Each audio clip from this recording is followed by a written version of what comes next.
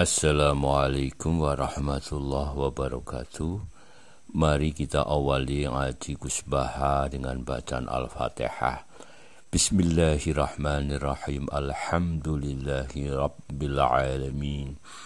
Ar-Rahmanirrahim. Maliki yaumiddin.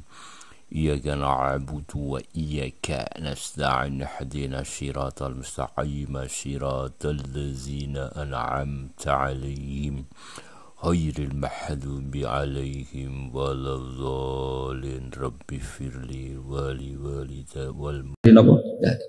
Kebenaran itu harus diomongkan terus. Kita harus ngomong terus. Saya itu pernah debat kusir sama seorang profesor, pernah debat kusir sama seorang kiai yang tawadhu. Saya bilang gini, seorang ulama itu dono unsur premane, kudu ngomong terus kebenaran. Wes ora ono wong ngandel lah, pokoke ngomong terus. Ora perlu ono wong ngandel, wes keliru lah pokoke ngomong. Begini, saya punya hadis sahih dari riwayatnya Imam Ahmad. Inna Allaha ta'ala la yanzi'a barakatal ardi hatta la yuqala fil ardi lizalim antaz zalim. Allah tidak akan mencabut barakatul ardi sampai di bumi tidak dikatakan pada orang zalim antaz zalim. Sekarang begini misalnya, contoh paling mudah yang kita mendapat berkah. Contoh paling mudah kita mendapat berkah dari contoh ini. Sebetulnya atas nama etika Jawa, etika Jawa. Kita nanti tonggo lonte, iku sawangane secara etika wis urusane dewi-dewi. Ora usah mbok omongno iku lonte, sundel, sembah kon. Tapi barokahnya kebenaran bahwa orang nakal harus kita katakan sundel lonte. Itu kelontean dan kesundelan akan tabu terus selama orang masih ngomong untuk lonte itu sundel, untuk orang BTS itu lonte atau sundel. Artinya apa? Orang masih jijik atau merendahkan derajat mereka yang berprofesi sebagai lonte atau sundel. Dan ini baik bagi agama, bagi keberlangsungan moral. Karena masih ada yang menjijikkan proses-proses yang salah. Meskipun kita sebagai ulama, sebagai tokoh masyarakat, tentu mereka kita kasih ruang taubat. Juga kita kasih hak-hak sebagai martabat, sebagai manusia. Tapi kita tetap akan bilang bahwa itu namanya lonte, sundel atau apa. Ini rumah tenan. Sehingga apa? Dengan posisi masyarakat yang merendahkan derajat atau yang berprofesi lonte, orang inginnya itu dagang secara baik-baik. Orang inginnya jadi PNS secara baik-baik. Orang inginnya dapat uang lewat ternak secara baik-baik. Karena mereka tidak mau resiko ngambil profesi cari uang yang resiko dihujat masyarakat. Baik. Bayangkan nanti mungkin di era anak cucu kita, orang yang lonte, yang sundel dibahasakan itu hak asasi. Sehingga orang mungkin generasi anak cucu kita sudah tidak ada istilah lonte sundel. Setiap perilaku sosial dianggap hak asasi. Dan itu awal dari tidak ada agama. Awal dari tidak ada agama. Karena kemudian sing ternak ya hak asasi, sing lonte dianggap hak. Itu bahaya sekali bagi keberlangsungan agama dan moral. Dan negara juga nanti repot. Artinya apa? Sebetulnya sifat-sifat anarkis masyarakat, anarkis dengan tanda kutip anarkis terutama dalam perkataan, maling darani maling, lonte darani lonte, itu menolong agama. Karena dengan stigma, dengan pelakuan masyarakat sing jelek, perilaku ini terdianggap jijik. Dengan dianggap jijik, agama bisa jalan. Artinya bisa jalan ya ten. Karena si A yang lonte itu dihujat masyarakat, yang lain-lain nggak pernah ingin cita-cita jadi lonte. Sehingga masyarakat akan, bahkan mungkin anaknya lonte sendiri, karena tahu nasib ibunya dihujat, juga bercita-cita tidak jadi lonte. Coba kalau tidak mendapat hukuman dari masyarakat, ibuku begitu juga tidak ada apa-apa. Paham ya? Makanya lonte dan apa akan subur di masyarakat yang sudah tidak peduli dengan nilai-nilai ini. Misalnya di kota-kota besar atau di kawasan lonte. Karena sesama lonte saling tidak mengatakan tabu. Makanya aman. Dari itu pulau terkenang hadis riwayat Ahmad. Allah tidak mencabut barakatul ardi sehingga orang-orang zalim tidak dikatakan antas. Itu bahaya sekali kalau kita sudah tidak peduli terhadap itu. Nah, risalahnya Allah kepada Nabi Muhammad itu yang penting bahwa benar dikatakan benar, salah dikatakan salah. Tidak harus gol, tidak harus apa? Gol. Makanya kalau setuju wonten riwayat hadis dan ini sahih, idza dzaharatil fitanu wal bid'u falyudhiril alim ilmahu. Ketika ada fitnah, ada bid'ah, orang alim sepenting ngetokno ngalime, ora malah tawaduk muni kula mboten derek-derek. Falyudhiril alim ilmahu. Orang alim harus menunjukkan kealimannya. Sing alim kudu ngaku ngalim. Paham? Aja sing alim ngaku bodoh. Bahaya. Tawaduk sing bahaya. Falyudhiril alim ilmu. Sing alim kudu ngaku ngalim. Kalau tidak, wa illa fa'alaihi la'natullahi wal malaikati wan nasi asma. Itu akan dekat laknat. Karena kalau kebenaran tidak diomongkan, maka nilai masyarakat pasti kacau. Pasti napa? Kacau. Misalnya begini ya, niki contoh dan peringatan sekaligus. Contoh dan peringatan. Wong-wong sing derek toreko, sing derek ngaji kula teng mriki, kudu tunjukno bahwa kita lebih bahagia. Haram ke melok toreko nek ijek kesak-kesik, ijek mesombat-sambat ra di dhuwit. Dosa gedhe. Elek-eleki toreko. Kowe sing ngaji ning kene kok ora iso seneng ya haram. Elek-eleki wong ngaji. Kula dadi kiai mergo ora entuk gaji tetap kok susah, iku haram. Elek-eleki kiai. Kenapa saya mengatakan demikian? Begini masalahnya. Orang di kafe cari hiburan itu biar seneng. Orang main gitar di jalan-jalan biar asik. Kebenaran akan kalah saat pelaku kebenaran tidak pernah asik. Sementara pelaku kebatilan enjoy-enjoy saja. Akan menjadi trauma sosial ini. Nanti orang-orang seneng kebatilan, loh aku ning kafe enjoy, kowe melok toreko untuk apa? Harusnya kamu bisa jawab, aku yo untuk asik. Basiku mbek kowe basik endi? Sebab itu orang-orang toreko, orang-orang soleh itu dididik ala bizikrillah ya tatmainnul qulub. Kalau hati mereka bisa tenang pakai gitar, pakai hiburan, kenapa hati kita tidak tenang saat ingat Allah Subhanahu wa ta'ala? Maka susah itu bagian dari keharaman. Termasuk sesuatu sing dina'udzubillahi kanjeng Nabi. Setingkat kekafiran, kemusyrikan dan kemaksiatan. Termasuk susah juga haram. Haram. Nabi itu inna aktsara ma bihi ma yasta'idzu bihi Rasulullah Allahumma inni a'udzubika minal jubni wal kasali wal husni. Jadi susah termasuk tersangka. Sesuatu yang ista'adza minhu Rasulullah sallallahu alaihi wasallam. Ya Allah, saya minta dilindungi dari rasa takut, malas dan rasa gelisah. Susah kriminal. Piye wae santri mari gak menarik di mata masyarakat. Kiai juga profesi yang tidak menarik cara masyarakat. Masalahnya pelakunya kita gak enjoy. Kukur, gak jelas.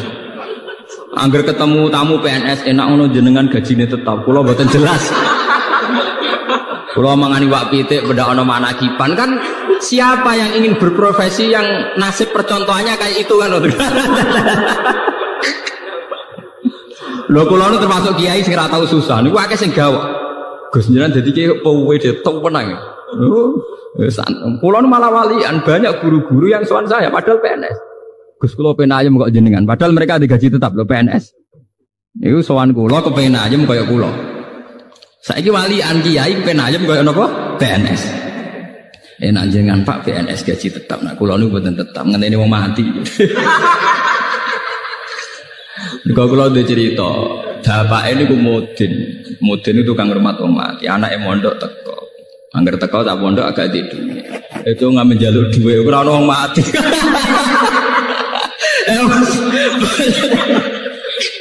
Bagaimana profesi kayak ini bisa menarik? Wong di rezeki ngenteni wong mangani wapi tek ngenteni wong manaki.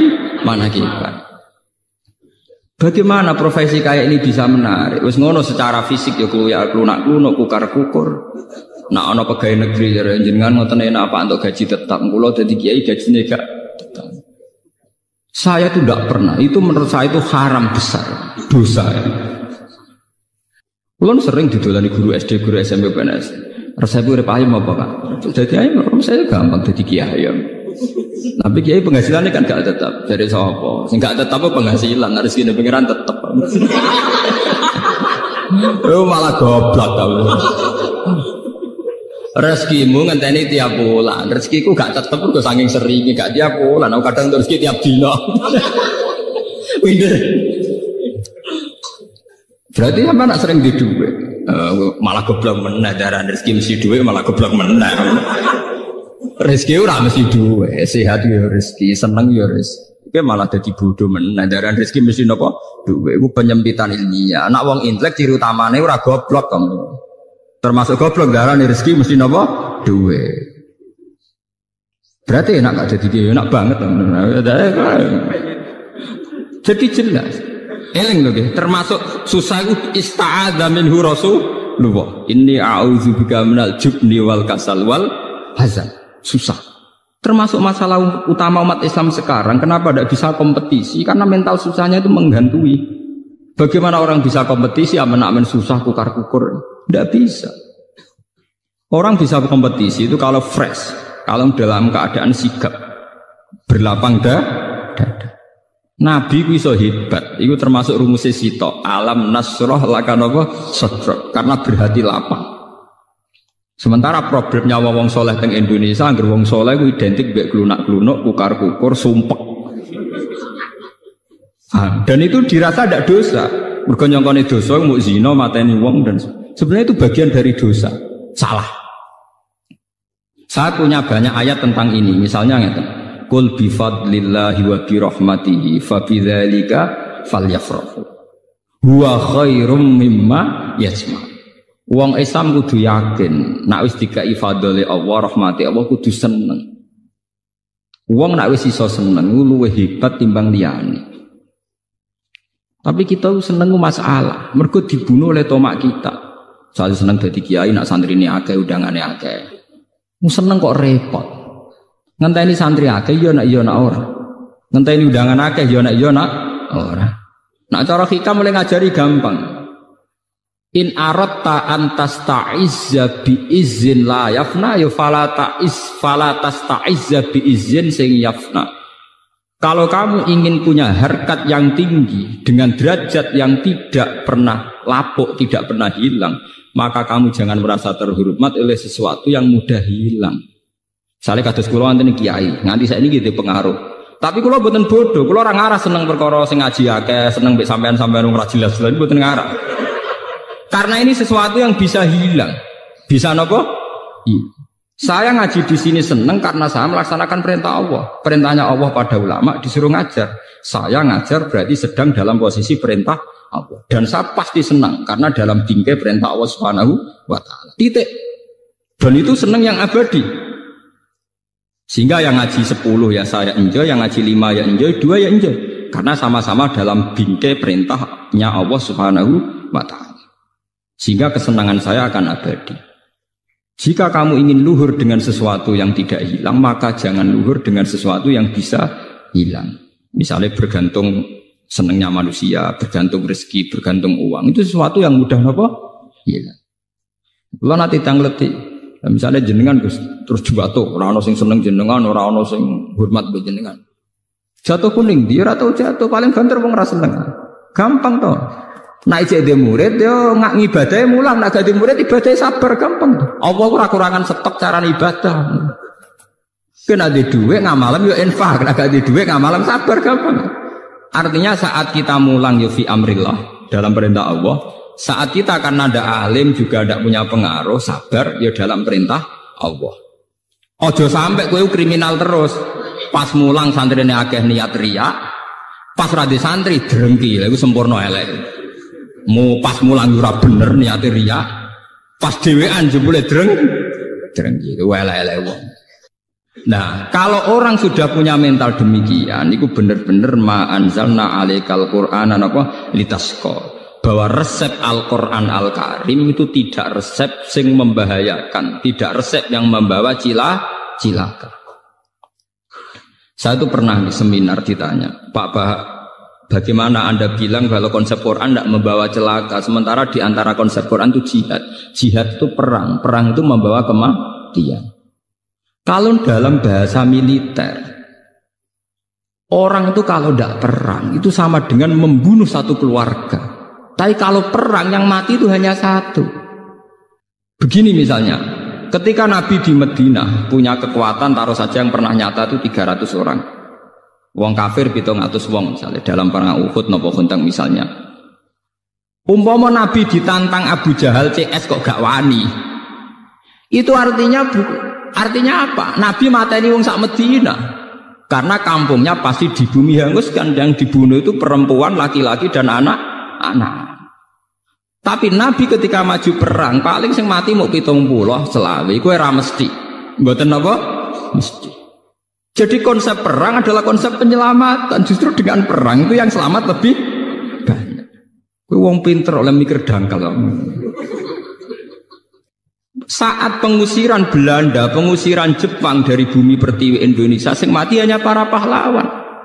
Umpama pas iku pahlawan kita ada perang, mungkin sampai sekarang kita jadi anak turunnya Belanda, jadi budak sampai saiki. Barokah perang, sing mati hanya para pahlawan. Mungkin di bumi hanguskan. Jadi semua konsep Quran itu tidak ada yang bawa cilaka, itu tidak ada. Sebab itu di Quran yang tafsir yang masih orisinil itu wala tulqu bi aidikum ila tahluka. Bitarkil jihad. Tafsir-tafsir yang masih orisinil. Jangan jatuhkan kamu, jangan menjatuhkan diri kamu pada kerusakan. Bitarkil jihad. Menurut survei di Bantul Jogja di kota-kota Indonesia, togel itu semalam itu kisaran uangnya 2 miliar. Sementara bisnis tasbih itu 10 tahun orang ngarah ngasih duit 10 miliar. Artinya apa? Kalau sudah ada tidak moral agama, global ini. Artinya apa? Kalau sudah tidak ada moral agama, maka pakar-pakar ekonomi akan melirik prospeknya perdagangan wanita, dugem dan prostitusi karena jelas-jelas menghasilkan uang. Tapi karena masih ada moral, tentu ini tidak bisa dilirik karena masih dianggap kriminal. Ngoten. Uang sepakat ya, bisnis tasbih mek kondom mesti prospek kondom. Wong ya sepakat. Misalnya minyak itu kesunatan Rasulullah, saiki bisnis minyak mbek bir tetap prospek napa? Paham ya? Artinya begini ya. Bahwa jalan-jalan pintas ini tidak ditempuh oleh negara kita karena kita masih negara yang apa religius. Kalau mau jalan pintas Indonesia bisa ngalahkan Hong Kong. Coba sekarang misalnya Bali dijadikan kayak Hong Kong. Batam dijadikan kayak Nevada atau Las Vegas, selesai. Bisnis kayak gitu tuh cepat sekali. Coba, sampean pikir. Makanya saya hanya minta, kalau mereka berkompetisi dalam politik ya yang serius, tapi yang baik. Saya adil ngomong ini, karena saya tidak politik. Tapi saya dukung teman-teman saya itu asal waras, otaknya waras, terus hatinya dia apa? Waras. Ojo malah bareng mewakili partai Islam di sini tertangkap selingkuh, malah perkara, malah jadi perkara. Tapi yang jelas kita harus terima kasih sama kompetitor, sama pelaku-pelaku politik karena ini menjaga nilai apa? Makanya kita terima kasih sama ketika kerja sama Pak Karno, Pak Nasir, Kiai Maskur, Kiai Wahid Hasim dan sinten Mas Agus Mansur dan sebagainya tokoh-tokoh besar. Dulu itu termasuk sila ketiga sing napa keadilan yang beradab. Indonesia itu ketuhanan yang Maha Esa, terus termasuk bangsa sing napa beradab. Beradab ini penting. Sebenarnya saat itu sudah ada misalnya rumus-rumus ekonomi negara sosialis sama rata sama rasa. Negara-negara yang anti nilai agama akan menjual apa saja. Terus sampean tak ceritani Indonesia kok cepat sugih ku piye? Batik ning gone Solo ning Yogya iki mikir najis bareng. Kesuwen sugih. Mergawe kok ana mikir najis, ana mikir muwallah mutawasifah. Sementara Cina bekas kondomnya jadi aksesoris. Kondomku kontaineran. Mlebu ning pabrik dadi napa? Aksesoris ora ana najis. Indonesia kok ora boros piye? Misale celana dalam bar dinggo wis mlebu limbah, digone jare najis mbok jiji. Cara Cina ora ana jiji najis. Bekas kondom meneh ada celana dalam kondom karuan kondom. Niku limbahe dadi aksesoris perempuan. Nah, kalau kita kan sering banyak ada limbah. Anggere nganggep jijik utawa najis kan enggak dipakai lagi. Sementara mereka enak saja. Mulane wonten kanca kula sing kurang ajar, ki roh Gus bab wong barat cepet sugih, wong Islam cepet mlarat. Lah wong Islam ku esok Gus lha piye? Nganggo klambi kok jubah sarung gak kakean. Wong barat klambi mau cukup katokan cekak irit. Dagap wong barat itu luwih fashion, Gus. Mulane cepet apa? Sugih. Wong Islam boros. Sarungan klambinan cek jubah kadang rangkep-rangkep cek serbanan iku ngentekno donya Gus. Cangkem wae. Sajane ora ngono cara berpikir. Wong Islam sugih-sugih. Mergo wong barat gak tau nganggo klambi sing wis dadi. Jadi cara cangkem sing elek, nak wong katokan cekathok mbek kaosan poro itu dari klambi rung dadi kok dinggo. Mergo cara wong Islam iku lagi ketokan pertama. Dalam teori wong Islam klambi lagi ngono jenenge ketokan apa? Pertama, urung dadi. Cara mereka wis klambi napa? Dadi. Paham ya? Kalau kamu sudah bisa berpikir kayak saya, sudah berpikir kayak Quran, itu benar-benar ma anzalna alaikal Qur'anan apa? Litasqa. Bahwa konsep Quran, resep Quran itu tidak membawa celaka, bahkan membawa kesejahteraan di dunia apa? Wal akhirah. Jadi masalahnya kita sebagai pelaku muslim, sebagai kiai, sebagai ulama, sebagai tokoh Islam, banyak sesuatu yang dilarang Islam tapi menjadi mental kita. Kayak susah itu barang haram ra ketara. Tapi pembunuhan sejati itu pembunuh sejati susah. Berapa potensi manusia yang dibunuh oleh sifat galau, sifat napa susah. Mulane Kanjeng Nabi sampai a'udzubika. Sebagian riwayat itu inna aksaroma. Sungguh Nabi sangat sering sekali isti'adzah, minta bau reksa, minta perlindungan dari sifat napa susah. Susah itu pembunuh sejati.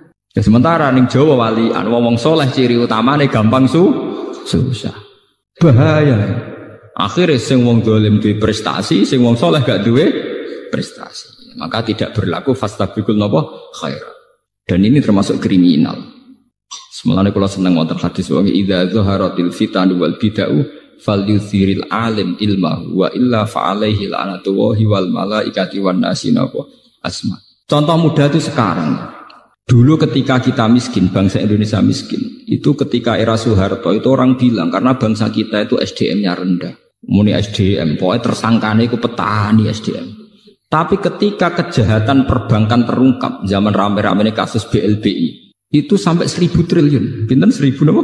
Triliun.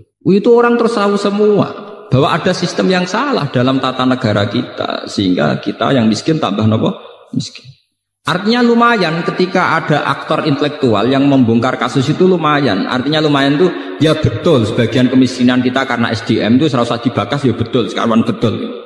Tapi tetap diantara faktornya karena ketidakadilan. Misalnya uang negara dirampok oleh oknum tertentu. Artinya ini kan barokahnya falyudhir alim ilmahu itu. Barokahnya orang yang paham dunia itu mau menerangkan. Kalau enggak ya kita akan tersangka terus itu dikira kita miskin itu karena salah kita tok, bukan salah kelola. Ngoten, paham ya? Tetap barokah. Misalnya sampean susah terus, kula sebagai ulama sering ngomong, wong nak tawakal lu ayem. Ngomong ngono terus, wong ngandel ora pokoke kula ngomong terus, wong nak tawakal lu ayem seneng. Kono wong susah terus, nggih kula karek ngekek resep, salam dak tawakal bar lumayan tuh. Karena ada kaidahnya, berarti yang susah tidak melakukan sifat napa? Tawakal. Misalnya kula sebagai ulama akan ngomong terus, sedekah itu penting. Nah tapi golek duit angel dikekno wong gak iman, terus ulama marahi. Yang kamu kasihkan orang itu yang abadi, karena nanti kamu panen di akhirat. Nggih, kamu panen apa? Di akhirat. Justru yang kamu pakai pribadi itu rawan ndak abadi, karena kadang nuruti nafsu.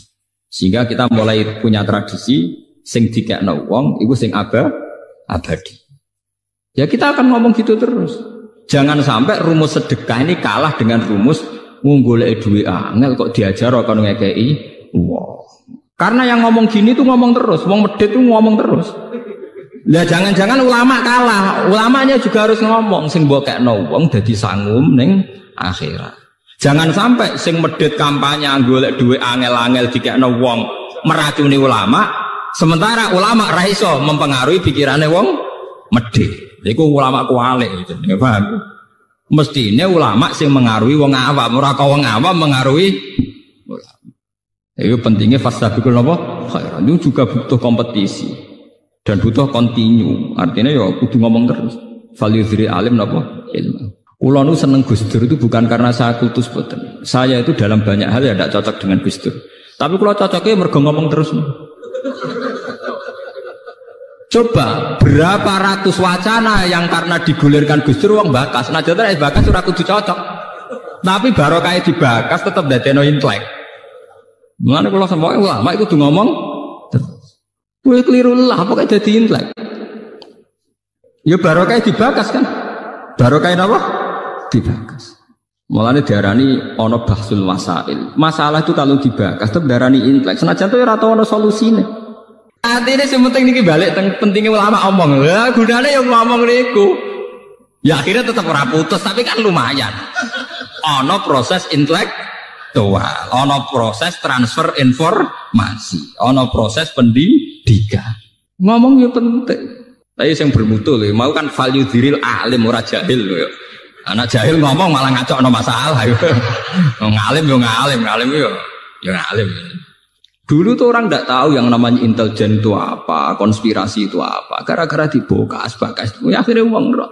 Coba berapa ilmu yang karena didiskusikan di TV, karena ada dialog, orang tetap menjadi intelek. Tetap mau nak hikmah, tetap mau apa? Hikmah. Dan itu tradisinya Quran hadis. Sesuatu itu didiskusikan, diulang-ulang. Bahkan Quran piyambak beberapa kali satu ayat sampai fabi ayyi ala'i rabbikum apa? Diganti diulang. Nanti kalau seneng Gus Dur kok perkara mesti bener gitu. Dia seneng ngomong. Nah, serang ngomong bahaya. Karena itu tadi bagian dari memantik diskusi. Memicu apa? Diskusi. Kamu ndak harus setuju. Misalnya beliau dukung Ahmadiyah, aku tuh setuju. Sampai nanti apa? Ahmadiyah. Tapi cara bahasa Gus Dur dalam istilah hukum hak asasi manusia, dia ini selera dukung Ahmadiyah, dukung hak asasi manusia, repot, orang sambung dah. Cek sambung, cek rasa sambung, makanya dibagas-bagas dari roh. Akhirnya NU tahu, oh Ahmadiyah itu ono atau jebule. Kesauri-uripe dene iki RT ra tau krungu makhluk jenenge Ahmadiyah. Bareng krungu langsung anti. Bareng anti, lho Mbah kok jenengan anti.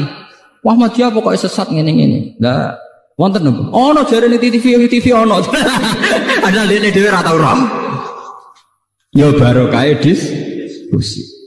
Makanya kalau nyuwun jamaah teng mriki napa sinten mawon. Orang itu harus jangan merasa pinter sendiri, harus mau berwacana, berdiskusi. Mojo sinau dhewe nang kuamar pepeh kitabe kuno baleni kuno terus rasa paling bener mergo sakral. Pemenen lampune ublik terus kok sakral dhewe. Kadang kita itu kultus itu karena fisik. Juga le dukun ning desa ngisor pring, rata wadus sawangane muandi. Tapi nek wis ning gone lobi hotel muacak nggawa HP, sawangane wis gak mandi. Lha iku jenenge wong ku kena justifikasi, kena napa? Iku ngoten niku. Manusa pancen ngoten niku. Seakan-akan diskusi modern itu pasti sekuler, yang salah pasti benar, tidak bisa begitu. Bapak dukun ngisor kali, ngisor wit, golekane wangel, mobil ra iso, sepeda motor gak iso. Wonge ra tau wadus, wa tak wadus. Sanjen sawangane mandi tenan. Jajal kowe ning dukun, HP-ne wis 3G, omahe rumpesi, sawangane kan rapati napa? Mandi. Padahal iso wae kowe mandi timbang sing ning ngisor napa? Ali. Nah, tapi manusia itu mudah terjugesti. Wong salaf sing pegawaiane ning omah, balene kuno sinau kitab-kitab kuno. Sawangane mesti wong bener. Sementara sing modern itu gawe organisasi nyelametno umat, sawangane wong mlete.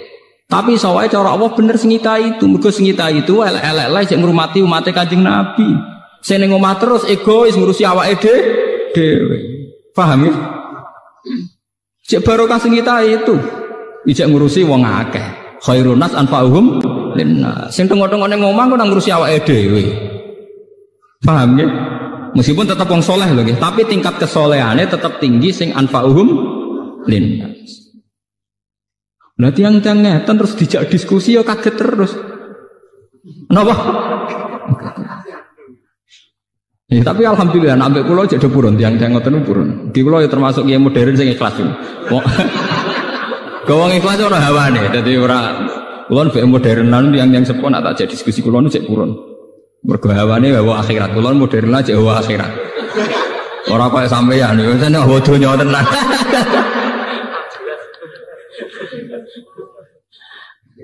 Mun kula baleni malih.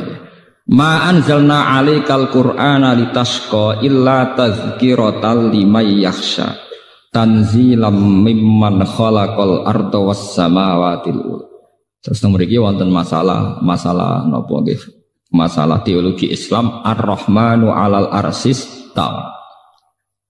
Ngeten kula terangaken. Dalam ayat-ayat yang zahirnya itu ada pensifatan Allah sing mirip dengan makhluk. Misalnya ada ayat yaduwahi fawqa napa? Aidihim. Tangane Allah itu luwih kuat timbang tangane makhluk. Ana ayat Allah itu lungguh bersinggasana, duduk bersinggasana ning atas singgasana kerajaan. Ar-Rahmanu 'alal arsis tawa. Nabi Musa didhawuhi pangeran walitus na'a ala aini. Sa, kowe tak ingeti mripatku terus. Jare pangeran, sa, kowe tak ingeti mripatku terus. Ayat-ayat yang kayak ini yang secara zahir ada kemiripan Allah dengan makhluk, niku dalam teologi Islam disebut ayat mutasyabihat. Ayat-ayat sing zahire Allah serupa kalian Allah makhluk. Padahal jelas-jelas aturan pokok dalam mensifati Allah niku jelas-jelas laisa kamitslihi napa syai'un. Allah ndak ada samanya. Atau dalam istilah populer Allah mesti mukhalafatul lil hawadisi. Nah, tengene surat Ikhlas istilahnya walam yakul lahu kufuwan ahad. Allah tidak ada sing ngembari. Lah akhirnya ulama itu ya mau butuhe ra kembar. Akhirnya ana loro meneh, iki diskusi meneh. Jare ulama salaf takoki. Imam Ahmad ditakoki Imam Malik, apa Allah di tangan yo duwe wong dawe Allah ya duwe fakon apa aitihim. Ra koyo kita ya ora koyo tangan. Jawa de mripat ya duwe ra koyo kita ya ora koyo mripatan. Allah lungguh ning singgasana iya ya lungguh, ya ora koyo lungguh. Lah ulama kholaf luwe intelek. Asline ora pati paham tapi pokoke sawangane intelek. Jadi ya duwai fauqa aitihim kinayatun anil qudrah was sultanah. Maksudnya ku ora tangan tapi kekuasaan. Iku bahasa persemon, kinayah mbok majas cara Jawa. Jadi maknane tangane Allah, maknane kekuasaane Allah. Paham nggih? Lah ana sakniki wonten ayat Allah duduk di singgasana kerajaan, maknane bertahta. Tunggali misalnya raja baru diangkat kan dikatakan raja bertahta, duduk di atas singgasana. Padahal pas dibenem mbek ngadeg loh. Raja itu saat dinobatkan jadi raja mbek lungguh ta mbek ngadeg. Tapi istilahnya duduk di atas singgasana. Maknane bertahta. Iku jenenge takwil. Nggih, jenenge napa? Takwil. Lah ana Allah disebut Allah kagungan meripat, maknanya kagungan penglihatan. Meskipun tidak meripat, sing lahu hadaqatun, sing kados kita duwe teleng, duwe retina, duwe bola mata dan sebagainya. Intinya dua ulama ini sepakat, pokoknya tetap harus mukhalafatul hawadisi, bahwa Allah itu tidak kayak kita. Nggih. Tapi masalahnya Allah siambak kalian manusia saat menjelaskan hukum manusia. Niku pasti pakai perangkat media yang dipahami manusia. Misalnya ngeten, mata itu bisa melihat sesuatu kalau benda yang dilihat itu memancarkan sinar. Sama takokno pakar-pakar optik, yang punya sinar itu bukan matanya, tapi benda yang dilihat. Gitu gini pacar-pacar. Sebab itu gambarannya Nabi Musa roh pangeran itu muncul sebuah nur cahaya. Kalau orang-orang optiker, orang-orang ahli pakar mata itu nggak janggal karena benda bisa dilihat itu kalau memunculkan apa? Sinar atau cahaya. Tapi malah santri-santri sing klunak-klunuk wong Islam sing ortodok malah bahaya. Berarti Allah rupa nur. Nur sinar padane kok listrik kok lampu. Malah keliru. Dalam teori-teori penglihatan nggih, wong optik darani sesuatu yang dilihat bisa dilihat itu karena ada unsur napa? Cahaya. Makanya maknani cahaya jangan makna lugu koyok Allah merupakan koyok lampu koyok apa mboten. Tapi piye wae critane Nabi Musa sing ngeten iki dimanfaatno iblis. Iblis itu ngendikane Syekh Abdul Qadir niku nate ngaku teng ngarepe Syekh Abdul Qadir beberapa wali niku digagalkan kewaliannya oleh iblis mergo iblis mendo-mendo dadi nur kaya ning gambarane pertemuane mbek Nabi napa Musa. Nggih, kaya pertemuane kalian sinten? Nabi Musa. Akhirnya iblis sing ngaku pangeran itu dianggap pangeran tenan. Terus para wali-wali sing junior iki, wali latihan niku gagal dadi wali mergo saiki nyembah sinten iblis. Dan itu hanya bisa dibatalkan luwih fahamnya ulama. Mestinya saat melihat begitu kita harus yakin laisa kamitslihi napa syai'un. Oh dasar iblis gak ngarah Allah raine kaya kowe mestine kudu dipisah. Wah, paham ya? Makanya banyak cerita-cerita di kitab-kitab itu dan ini orisinal menurut saya cerita-cerita ini. Turune wong alim iku luwih ibadah timbang ibadahe wong bodho. Maksudnya bukan masalah turu beribadah kok apik turu mboten. Ada pola ibadah yang salah, nggih. Ada pola ibadah yang salah. Misalnya begini ya, contoh yang paling nyata. Wong bodho niku kadang ora roh dur. Pepe seneng salat wae nang masjid salat. Tapi sekali mlebu omah, "Dek, sarapanku wis mateng. Endi gedang gorengku, Mang?"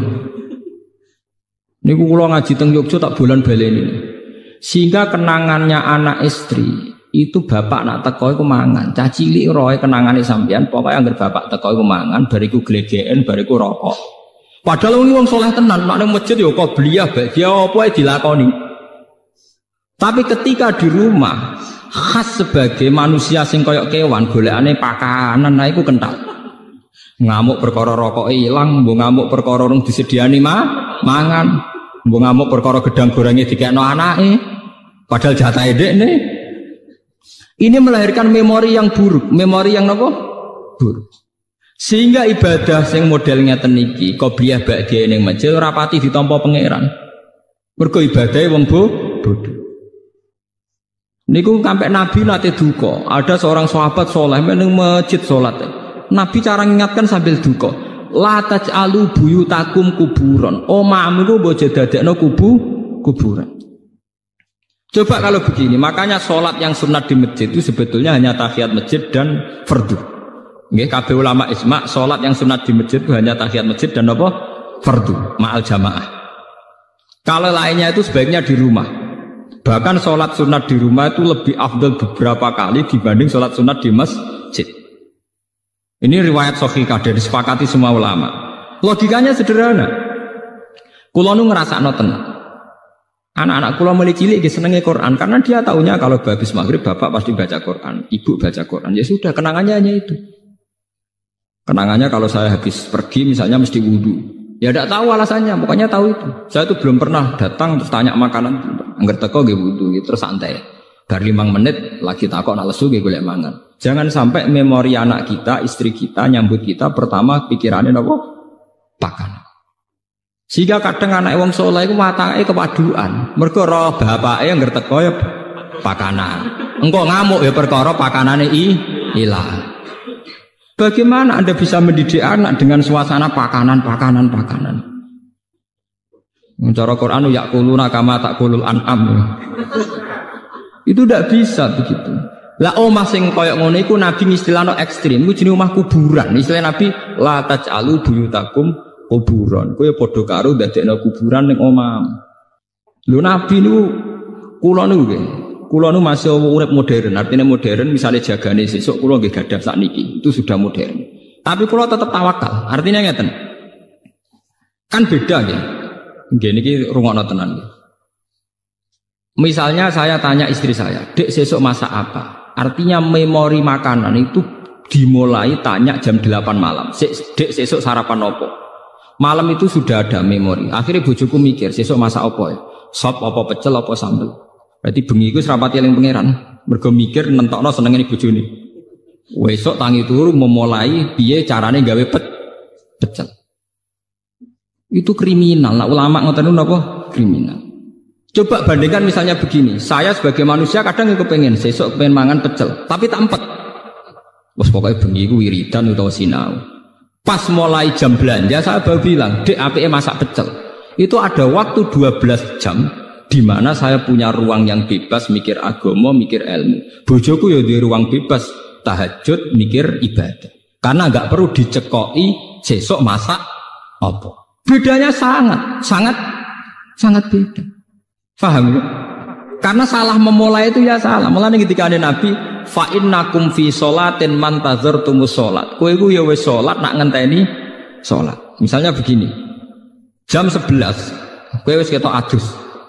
Anak mesti kenangane, bapak ngger jam 11 adus persiapan ning masjid. Berarti satu rumah iku wis sepakat. Bapak ora ngarah mangan, ngger adus mesti persiapan ning masjid. Ora ngarah mangan. Bojo ora perlu nabrak goreng tempe, goreng gerah. Meski ribet, paham ya? Loh ini penting, kadang kita wis melarat ribet. Kue wis melarat, wis terkenal nak teko-teko takok pakanan. Wong duwene gereh mbek lengkok kletik entek. Wah akhirnya bojom kan ribet. Wong melarat malah repot. Goreng tukul ngose. Engko barang apa nyumet koreke rusak. Paham ya? Lu wis ngerti nak mangane dekne ribetno bojo kok teko-teko takok napa? Mangan iku ora memperkeruh masalah to. Coba kalau dari awal sampai tradisi Islami, karena Rasulullah idza qadima min safarin bada habis sholat. Bojomu kan tenang. Gerah ya rontok entek, minyak goreng yang rontok entek, tapi tenang ya, bojoku teko mesti sholat sih. Engko ora ngawur arung mangan, wong bar sholat itu setane ilang, rapati kereng. Setane rapati kereng. Artinya bener-bener ma anzalna alikal Qur'an apa litasqa. Sing mari kowe tasqa mergo ora tau konsep Qur'an. Kere mentakok pakanan. Wah, akhirnya kayune entek, bojone nyebal-nyebul kompor barbar. Tetep ra mateng-mateng omak. Bareng diamuk sesuk bojone nglawan. Kon masak ngono suwi, ora suwi piye Mas? Duwe ra duwe gara-gara kowe. Wah, akhirnya malah parah. Luwih parah meneh kan. Menggugat aslul masalah. Coba kalau sampai terkenal ning arepe bojo manamu. Itu harus dilatih. Saya sendiri juga hingga detik ini melatih. Ibu kula nu paling tenan, mboten. Dadi kamane nyedakno mangan kula kok keliru, wis yakin gak ngarah bojoku ngamuk urusan pakanan. Wis pede pol wis. Kula lah tak jaga betul. Makane kula itu tapi kula wong modern dadi tak elmoni. Kecewa mangan ning omah ya marung kok.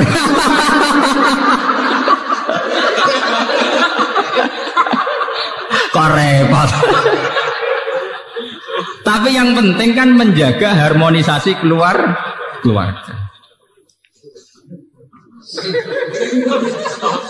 Nggak, artinya nggak apa-apa loh. Ilmu modern dipakai sarana untuk kebaikan bersama. Daripada ke ngamuk bojo perkara tempe hilang, ya sudah. Teko sholat, ana sing kurang ya tuku bar selesai. Toh kowe tuku ning warung iki bagian ibadah. Wong duwe warung ya niate kerja. Kowe nyenengno wong kerja. Allah yang seneng. Mbah kula nu senengane marung, bapak kula senengane marung. Nanti kula tangklebu. Cara ulama itu kan marung kadang pantangan. Tapi nak bapak kula, mbah kula termasuk guru kula gak seneng marung, tak takoki. Wong gawe warung iku apik-apike wong. Artinya ndekne melawan cara mendapat rezeki secara jalan pintas. Mulane Kanjeng Nabi menghormati betul wong kerja. Ketika Nabi ditanya ibadah terbaik itu apa? Jawab Nabi amalur rajul biyadihi. Orang bikin warung itu artinya melawan mencari rezeki lewat prostitusi. Orang bikin toko itu artinya melawan mencari rezeki lewat maling dan lewat jalan pintas. Maka proses-proses perdagangan ini menurut Islam semuanya dianggap ibadah. Karena sama saja melawan bentuk nyari rezeki lewat jalan pintas. Tapi kita kadang sebagai kiai ku bodoh, nganggep wong di warung kedunya. Wong di toko gede napa? Kedunya. Cek seneng ya monis wong liya kuwi. Membuat tenang, Nabi piyambak itu memberi apresiasi penghormatan yang tinggi. Nabi ketika ditanya ibadah terbaik itu apa? Amalur rajul biyadi. Nabi pernah ditanya ayul kasbi atyab qol amalur rajul biyadihi wa kullu bai'in mabrur. Semua perdagangan itu ibadah. Kula nate teng pertemuan niki awal-awal cerita, kenapa semua perdagangan ibadah? Wong melarat dikei kadang izin, mergo merasa tidak memberi apa-apa. Tapi nak sampean duit 100 juta terus mergawe, niku tetep barokah. Rezekine nyiprat ning supir ya barokah. Ning gone tengkulak nggih napa? Barokah. Ning karyawan nggih napa? Barokah. Engko nek kowe mblegedu duwe satpam ya barokah bagi keluarga napa? Sehingga Nabi itu penghormatannya itu tinggi sampai dimasukkan yang terbaik dari kalian yang melakukan tijarah, perdagangan secara baik. Karena akan melahirkan sistem ekonomi, sistem ketahanan napa? Kehidupan. Jadi kadang-kadang kita jadi kiai ku latah, angger mergawe dianggap napa gedunya. Lantar kula nu anggere esuk nganti sakniki teng pasar. Kula tunjukno bahwa ndak keliru orang menganggap kiai ning pasar ku elek. Kula anggere esuk ning pasar jajak. Angger kepen lawa apa ya tuku, seneng tuku mangreng, gampang. Bojo ora kangelan aku ya seneng selesai. Kadang didramatisir, wong itu nak masak sing lanang ora mangan niku tersinggung ngene. Nah, mari sing lanang ya tersinggung, sing wedok tersinggung. Nang perkara mangane kok tersinggung. Tersinggung krana pangeran ya kena to. Tersinggung ya perkara gedang gedang. Paham ya kula baleni malih iki. Kenapa ibadahnya orang bodoh itu kadang dianggap salah? Karena kadang begitu itu tadi kejadiannya. Orang menghabiskan suasana religius di masjid, di rumah sama sekali enggak kebagian. Sehingga teko masjid ijek nganggo serban, kambine cek takwa. Ndi Bu mangane? Ngerti aku teko mangan ra disiapno. Klambine takwa omongane kok setan. Paham? Tempe hilang ngamuk, bareng sajadah hilang ra ngamuk. Artinya yang terkait agama ora tersinggung, tapi nak terkait weteng napa? Tersinggung. Paham ya? Ini contoh ya betapa kadang ibadah wong bodoh dianggap parah karena kadang ya begini nih kejadiannya. Begitu juga adat Jawa. Adat Jawa jadi anak tamu sing ramah, ambek tonggo sing ramah. Akhirnya ambek tuamu ramah, simpol pitik sugono tamu, sayap di sugono tamu.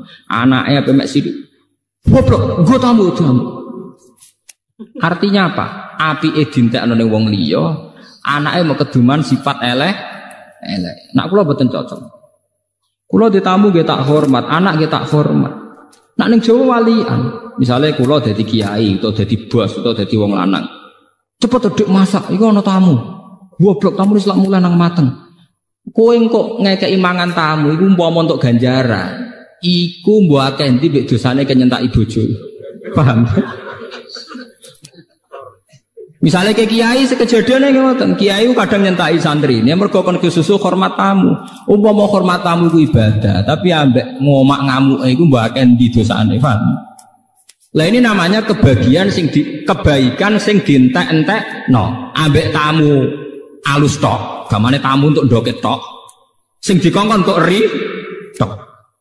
Lah iku ora oleh cara Islam kudu seimbang. Tugale mau ning masjid. Masjid untuk sholat fardu, untuk qobliyah, untuk ba'diyah, aja untuk deresan Quran. Bareng tok omah, bakasane gedang goreng, njuk kopi, njuk teh. Dadi omahe tersinggung. Cara tanah sing ning omah napa dadi yo cah bareng amen bakas gedang goreng wek. Makanya Nabi dawuh, kesunatane sholat iku gonta-ganti nggon. Ngendikane Nabi, perbanyaklah tempat-tempat sujud. Dengan demikian saksi kamu nanti di akhirat banyak. Sehingga kalau kamu sujud di masjid, masjid bersaksi kalau kamu bersujud. Nanti di rumah, ruang tamu sujud, ruang tamu kamu ya bersaksi bahwa saya pernah dipakai sujud. Di kamar kamu juga sujud, kamar kamu bersaksi bahwa saya pernah dipakai sujud.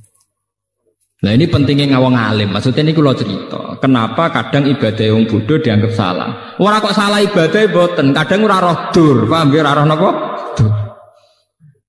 Boten ibadahnya nggih apik wong ibadah. Tapi akibat dari salah kaprah ini melahirkan tradisi sing jomplang. Hormat tamu berlebihan ning jero sentak-sentak. Ning masjid religius kok malaikat sekali tok omah koyo setan. Lah itu yang dianteni Nabi itu enggak boleh. Sampai Nabi ngistilahno la taj'alu buyutakum napa kuburan. Omam iku aja dadekno napa kuburan. Nah, kalau kita sudah bisa begitu pasti ma anzalna alikal Qur'an napa litas. Lan sakniki dilatih nggih.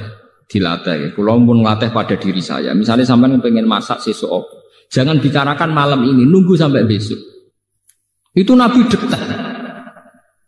Nabi yang luar biasa. Mulane kula percaya tenan Nabi Muhammad Nabi. Percaya tenan. Detail. Lho Nabi niku mboten nate tangklet sesuk ana sarapan ta ora. Sehingga sampai menjadi hukum fikih poso sunat itu ora perlu niat dinepno. Nggih, poso sunat itu ora perlu nginepno napa? Niat.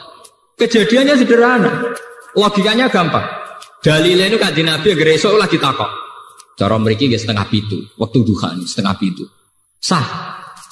Ana sarapan. Mboten enten ya Rasulullah. Jare Nabi ya enak jare. Idzan asumu. Nek ora ono sing tak pangan ya tak poso sah. Sampai jadi hukum nak poso sunat ora perlu ni. Itu tidak mungkin terjadi pada sampean karena bakas mulai maghrib. Sesuk ana sarapan ora wis serah. Ngoten to. Artinya kesimpulan dari cerita itu betapa Nabi tidak bakas di malam harinya. Andai kan dibakar kan sudah tahu, paham ya? Ngoten. Kejadian itu orang arah terulang kanggo sampean. Mesti wis serah dekne. Kere ta ora sesuk wis serah. Tapi resikonya itu tinggi loh. Kalau sampean ngerti ora di dhuwit sesuk roe bengi, itu bingungnya mulai bengi. Lah nek ora roh kan mulai esuk lagi bingung. Kan lebih singkat, bingungnya lebih apa? Singkat. Jadi ajarannya Nabi itu yang membahagiakan, mempersingkat kebingungan. Loh, ini terapi tenan lho. Kalau ngaji tak niati jagongan, ini terapi tapi tak warai. Niki terang. Lho kula nung dadi kiai aja perkara ning ngoten. Dadi tak elmoni.